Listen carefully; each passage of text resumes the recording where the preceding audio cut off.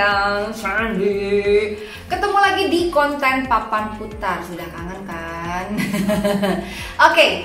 Nah, konten Papan Putar ini adalah konten di mana semua pertanyaan-pertanyaan Anda aku tulis di sini di Papan Putar. Kemudian secara random aku akan putar si Papan Putar tersebut, lalu dapatnya apa, dan kita akan bahas tentang itu. Saya akan berusaha untuk menjawab dengan singkat, padat, dan jelas. Oke, kita langsung ya. Aku akan putar si Papan Putarnya. Sen, putar Sen. Siap. Kita putar. 1, 2, 3.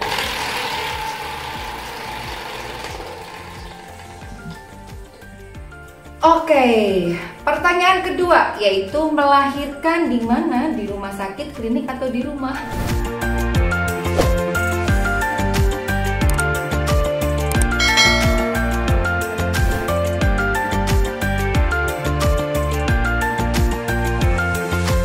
Salah satu hal yang sering saya tanyakan pada setiap ibu hamil yang ANC itu pemeriksaan kehamilan di bidan kita, adalah tentang birth plan atau rencana melahirkan mereka. Ini penting karena proses persalinan itu harus terencana dengan baik, apalagi di zaman-zaman sekarang. Saya nggak mau kalau misalnya tiba-tiba Mak Bedunduk datang ke klinik bidan kita, padahal nggak merencanakan ke situ, pasti nggak nyaman. Atau misalnya udah berencana di klinik bidan kita tapi nggak punya plan B atau plan C, kemudian akhirnya tiba-tiba saya harus bujuk, lalu kemudian dia bingung, aduh dirujuk di mana ya, kayak gitu, dan itu pasti nggak nyaman sekali. So hari ini saya akan sharing tentang enaknya memilih melahirkan di mana ya, gitu. Jadi mau di rumah sakit kah, mau di rumah sakit ibu dan anak kah, mau di klinik kah, entah itu klinik Pratama, klinik utama, atau bidan praktek mandiri, atau malah mau di rumah. Oke, sebelum kita bahas tentang sebaiknya melahirkan di mana, tentu mesti dikelirkan dulu ya tentang satu metode persalinan apa yang Anda pilih. Misal, aku mau memilih untuk melahirkan normal pervaginam tanpa intervensi sama sekali. Aku memilih untuk melahirkan water birth misalnya. Walaupun di Indonesia belum terlalu banyak ini dilakukan dan masih belum allowed atau belum diizinkan atau belum direkomendasikan ke dari POGI. Kemudian atau memang aku memang merencanakan mau sesar aja gitu. Tapi ingat satu hal, bahwa bagaimanapun cara Anda melahirkan bayi Anda di dunia, Anda tetap ibu yang hebat. Jadi nggak ada salahnya juga kalau seandainya ternyata aku mau melahirkan sesar kok, aku merencanakan sesar kok, nggak ada salahnya juga. So harus tenang ya. Nah, kemudian yang kedua adalah apa yang akan dilakukan apabila rencana yang sudah direncanakan ternyata meleset. Misalnya Anda pengen melahirkan secara normal pervaginam tanpa intervensi. Ternyata tiba-tiba di satu proses tersebut Anda harus akhirnya terjadi sesuatu hal yang tidak diinginkan, kemudian butuh intervensi. Nah, itu Anda harus tahu. Kemudian lalu menentukan mau melahirkan di mana ini menjadi penting karena bagaimanapun juga Anda harus membangun chemistry juga dengan provider. Jadi jangan pasti nggak enak banget kan Mak Bedunduk datang tiba-tiba gitu kan, ini pasien mana, orang mana, nggak tahu, tiba-tiba mau melahirkan, tentu nggak nyaman. Dan masa iya sih Anda mau memasrahkan diri kepada orang yang belum pernah Anda ketemui atau belum pernah Anda kenal gitu kan, nggak lucu kalau kayak gitu. Kenapa sih Zen, kamu cemas? Turun ya? Oke, ya turun. Kamu turun aja. Nah, sekarang saya akan sharing satu persatu tentang untung ruginya melahirkan di rumah sakit. Melahirkan di rumah sakit. Untung ruginya melahirkan di berbagai tempat. Lalu Anda nanti pilih. Jadi berarti menurutku enaknya melahirkan di mana ya? Oke, yang pertama saya akan bahas tentang melahirkan di rumah sakit. Jadi saat ini melahirkan di rumah sakit seringkali menjadi pilihan yang sering, jadi atau utama, terutama di kota besar. Jadi kalau misalnya orang mau melahirkan, rata-rata zaman sekarang melahirkan di rumah sakit mana gitu pertanyaannya. Nah, ada untung dan ruginya tentu ketika Anda memilih melahirkan di rumah sakit. Keuntungannya adalah yang pertama, kalau di rumah sakit alat-alatnya lengkap dan teknologi canggih. Walaupun itu rumah sakit tipe C sekalipun pasti lebih canggih alat-alatnya, apalagi ketika itu tipenya tipe A. Lalu SDM-nya juga lengkap, walaupun ini tergantung dengan tipe rumah sakitnya yang tadi aku sebut. Ada yang oksigennya standby, ada yang on call, ada yang punya satu rumah sakit punya banyak oksigen gitu kan, nggak cuma oksigen tapi juga punya anestesiologis, kemudian punya dokter anak, pokoknya lengkap semuanya. Kemudian yang ketiga adalah kalau misalnya Anda melahirkan di rumah sakit, ketika ada komplikasi atau ada kesulitan dan membutuhkan penanganan yang lebih, Anda nggak perlu repot-repot dirujuk atau Anda nggak perlu repot-repot pindah tempat gitu ya. Nah, sehingga langsung bisa ditangani di tempat itu. Itu adalah keuntungannya. Nah, sedangkan kerugiannya kalau melahirkan di rumah sakit adalah yang pertama, rumah sakit berarti rumahnya orang sakit. Bener nggak? Jadi namanya juga rumah sakit. Nah, ibu hamil, ibu melahirkan, ibu yang sakit enggak? Tidak semua. Jadi kalau misalnya rumah sakit itu adalah rumahnya orang sakit, berarti begitu Anda masuk di rumah sakit, mau nggak mau Anda akan dianggap seperti orang sakit. Kemudian tergantung dari tipe rumah sakitnya. Kalau rumah sakit umum berarti otomatis resiko infeksi nosokomial tinggi, apalagi di zaman sekarang. Apalagi kalau rumah sakit yang kamu tuju adalah rumah sakit rujukan COVID. Gitu. Berarti si rumah sakit tersebut tidak hanya menangani menangani ibu bersalin saja, tapi ada penyakit-penyakit lain yang juga ditangani di rumah sakit tersebut. Beda halnya kalau teman-teman ibu-ibu di sini melahirkannya di rumah sakit ibu dan anak, berarti rumah sakit ini khusus untuk si kasus-kasus ibu dan anak.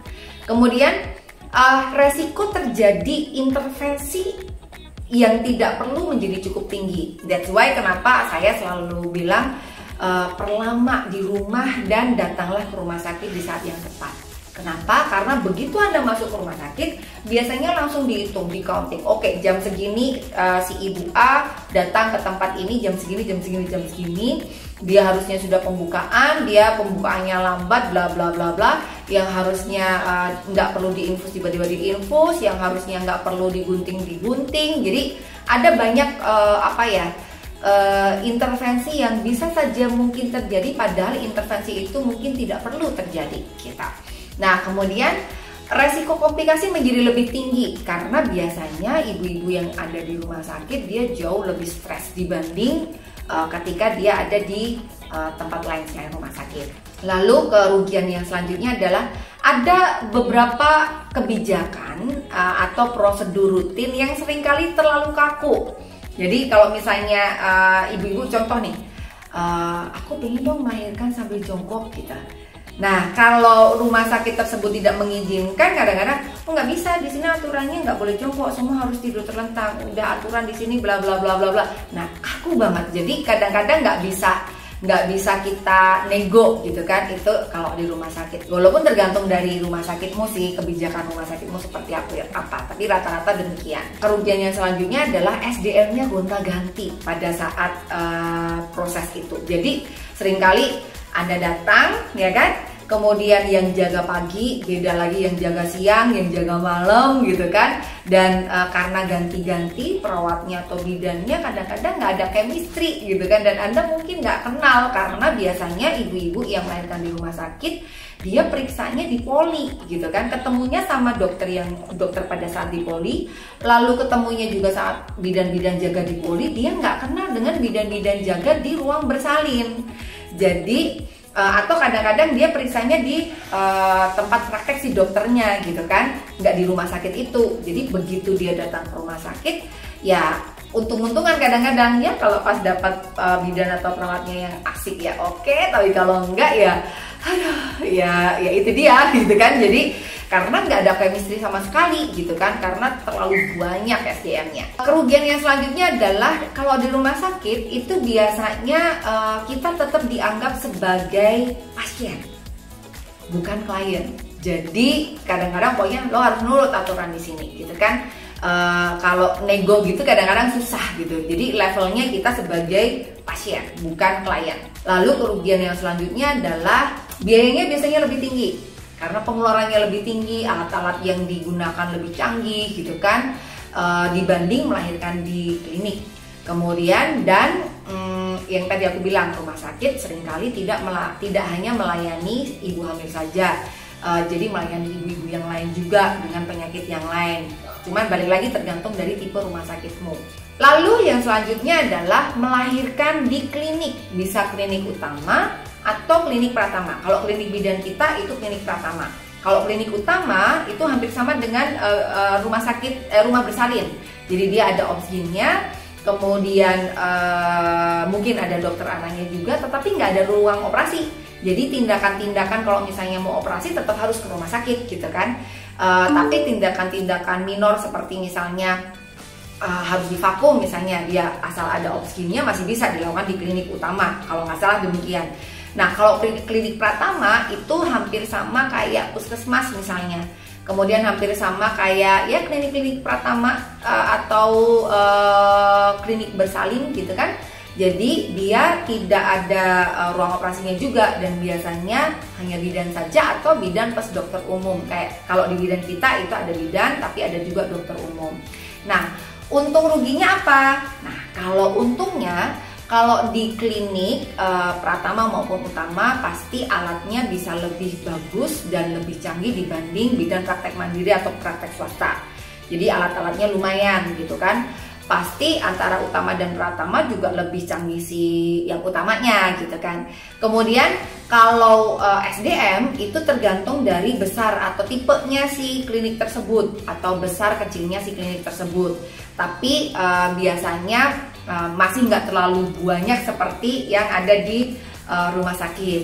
Nah kalau rumah bersalin atau klinik utama untuk bersalin atau klinik pratama khusus untuk bersalin ini, itu biasanya juga hanya menangani ibu bersalin saja, ibu hamil dan ibu bersalin. Kayak di bidan kita juga hanya menangani ibu-ibu bersalin, namanya juga klinik bidan kita. Jadi kaitannya dengan tentang pokoknya urusan tentang ibu dan anak saja. Nah, cuman kerugiannya adalah satu, biayanya lebih tinggi daripada melahirkan di bidan praktek mandiri tentu. Kemudian dia tetap harus merujuk ketika ada tindakan medis yang memang bukan wewenang dari si klinik pratama atau utama tersebut, ketika ada komplikasi pada klien kita gitu. Nah, dan tentunya tidak bisa melakukan pertolongan pada ibu-ibu yang beresiko tinggi. Jadi dia tetap yang resiko rendah. Nah, tapi satu lagi keuntungannya kalau di klinik pratama tersebut yang tidak ada ruang operasinya, biasanya kami secara mindset ini juga berlaku pada klinik, berlaku pada bidan praktek swasta atau mandiri. Kami pasti akan berpikir gimana caranya klien yang ada di depan saya bisa berhasil melahirkan normal per vaginam tanpa ada atau tanpa membutuhkan intervensi yang bukan wewenang kita atau tanpa kita harus merujuk. Jadi itu menjadi poin yang penting banget untuk Anda sebagai dasar pemilihan tempat persalinan. Kalau melahirkan di bidan praktek atau mandiri gitu, nah ini tempat biasanya dikelola oleh si bidan itu sendiri. Jadi si bidan ini jadi pemiliknya tapi juga jadi pelaksananya. Nah biasanya ada di bidan desa atau bidan-bidan praktek swasta mandiri sendiri. Nah kayak aku dulu, aku pernah jadi bidan desa gitu kan. Jadi aku pernah melakukan bidan praktek mandiri di level desa itu, atau saya juga pernah jadi bidan praktek mandiri biasa atau bidan swasta. Tapi untungnya di bidan praktek mandiri adalah dia lebih humanis dan lebih homey gitu kan, lebih akrab, karena balik lagi SDM-nya cuma dikit. Kemudian dia khusus menangani kehamilan saja, kemudian dan lebih negotiable karena pemiliknya dan pembuat kebijakan aku sendiri gitu. Jadi asal kita oke gitu kan, kemudian ya udah Bu bidan saya pengen begini, saya pengen begitu, oke lah bisa gitu kan. Kalau di rumah sakit kan untuk mengambil keputusan untuk merubah sebuah tatanan atau sistem harus lewat rapat komite medis dulu, lewat penelitian dulu, lewat bla bla bla bla dulu gitu kan, prosedurnya panjang. Tapi kalau di bidan praktek mandiri atau swasta, ya udah cukup komunikasi sama bidannya saja, asal tahu, asal mau sama mau, oke sepakat, ya udah dilakukan gitu. Kemudian mindsetnya selalu berupaya untuk bisa klien di depan saya untuk bisa melahirkan normal, itu yang penting yang tadi aku sempat bilang. Nah, ruginya adalah tidak semua ibu bisa kita tangani. Ya, terutama harus yang resiko rendah, yang resiko tinggi atau yang di luar wewenang kita harus kita rujuk gitu. Nah, kemudian ruginya juga adalah standar SDM-nya kadang-kadang banyak bidan-bidan yang gitu-gitu aja. Maksudnya gini loh, kalau di bidan, kalau di klinik karena SDM juga bagus, tentu otomatis kualitas karena tempatnya bagus, lengkap, kualitas SDM-nya juga pasti oke. Tapi kalau di bidan praktek mandiri kadang-kadang masih banyak bidan yang harus belajar, jadinya ya itu salah satu kerugian dan mungkin Anda harus jeli kita. Lalu yang ada juga melahirkan di rumah. Nah, kalau melahirkan di rumah gimana? Kadang-kadang melahirkan di rumah itu menjadi pilihan juga. Tapi kalau di Indonesia masih banyak sih sebenarnya ibu-ibu yang melahirkan di rumah. Kemudian tetapi kalau di sini aturannya masih agak abu-abu ya sebenarnya ya. Karena apa? Pemerintah menginginkan semua masyarakat melahirkan di fasilitas kesehatan. Tetapi kadang-kadang orang akhirnya melahirkan, ya gimana mau di fasilitas kesehatan, aku nggak nyaman di fasilitas kesehatan tersebut, aku pilih di rumah gitu kan. Atau mungkin malah kebrojolan seperti saya dulu melahirkan, saya melahirkan di rumah juga dengan bidan desa. Jadi bidan desanya datang ke rumahku gitu kan. Ada juga yang seperti itu. Untungnya apa kalau melahirkan di rumah? Ya di rumah sendiri pasti lebih enak ya. Jadi kalau ditanya ideal melahirkan di mana sih? Ya kalau Anda melahirkan, Anda hamil sehat dan beresiko rendah, melahirkan di rumah adalah pilihan yang paling oke gitu kan. Karena aku dulu melahirkan di rumah dan enak banget, ngirit lagi. Udah gitu habis melahirkan udah di kamar sendiri, jadi enak gitu kan. Dan saat ini kalau di kota-kota besar melahirkan di rumah atau home birth kadang-kadang akhirnya menjadi tren, terutama di kalangan artis. Jadi cuman memang sampai saat ini melahirkan di rumah masih kayak kucing-kucingan ya gitu kan, karena biasanya masih dilakukan oleh bidan saja, walaupun di beberapa daerah ada juga yang dokter yang mau memberikan layanan home birth juga, seperti kayak misalnya di Bali ada salah satu teman saya yang melahirkan di rumah kayak gitu. Tapi balik lagi itu harus kita harus benar-benar negosiasi banget, dan kita harus benar-benar berprepare, karena kalau seandainya mau melahirkan di rumah dengan aman berarti semua plan harus clear, bahkan sampai plan rujukan termasuk transportasi bla bla bla bla yang lainnya.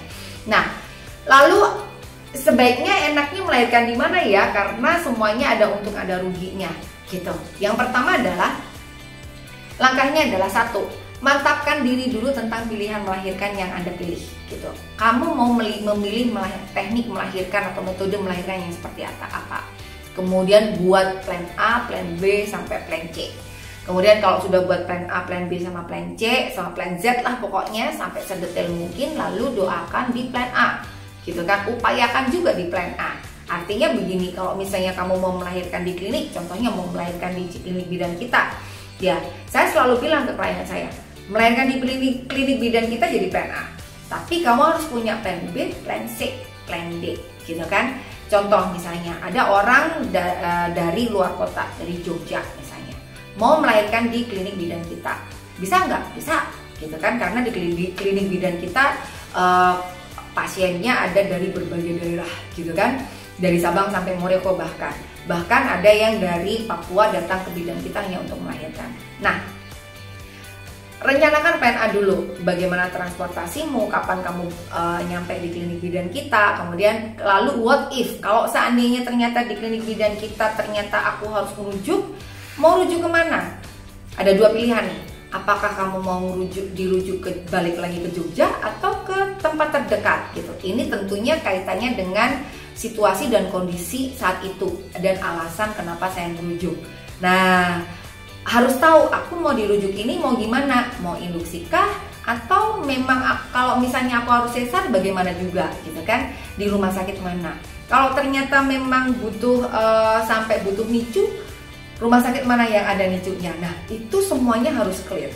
Kalau sudah clear semua, baru bawa dalam doa dan upayakan diplenta gitu. So, di mana tempat Anda melahirkan, cari untung ruginya, lalu upayakan yang mana yang mantap bagi Anda, dan ingat bayimu tahu kok di mana dia mau dilahirkan dan di mana dia mau lahir dan menyambut dunia ini. Oke? Semoga bermanfaat. Silakan langsung jajan provider ya, mulai dari sekarang. Harus teliti, harus semangat. Terima kasih. Dadah.